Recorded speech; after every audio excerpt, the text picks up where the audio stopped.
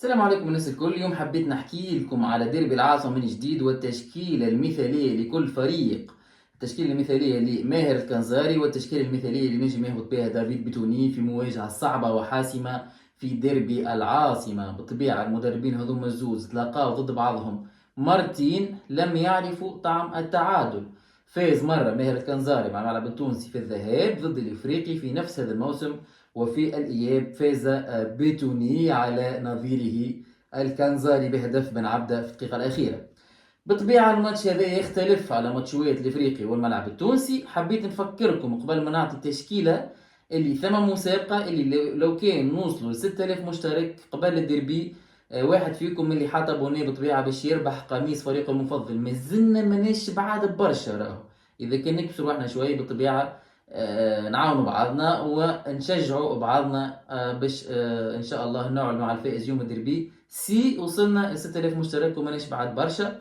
سينو ثم الفيديو هذا نتاع توقع الذكاء الاصطناعي اللي هو ورايا في الشين، تحبوا تدخلوا تتفرجوا تشوفوا شنو توقع الذكاء الاصطناعي شكون باش يربح في الدربي حسب الاي اي، حسب الذكاء الاصطناعي. باش نبدا بتشكيله النادي الافريقي بتوني.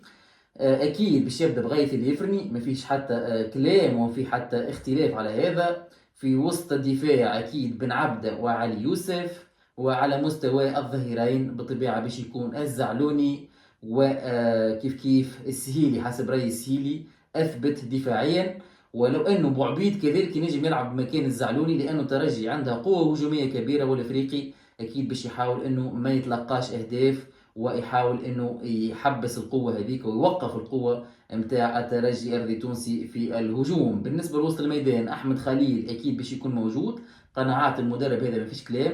غيث الصغير في اخر مباريات هو اللي يلعب، احمد خليل غيث الصغير وبلال ايت مالك. هذه هي تشكيله، هي وسط الميدان تاع النادي الافريقي بالطبيعه.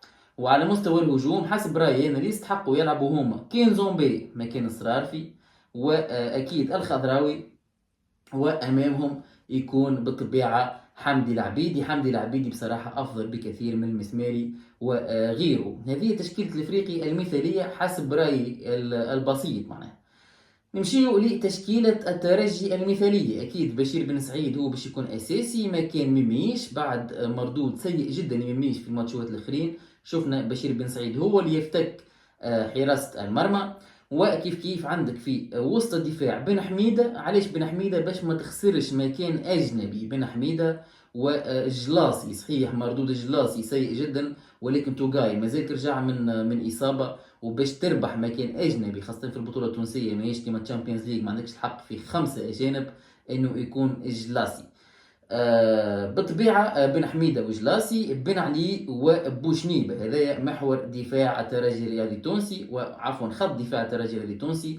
على مستوى وسط الميدان اوكبيلو اللاعب هذايا اللي قاعد يقوم بمردود كبير وكبير جدا.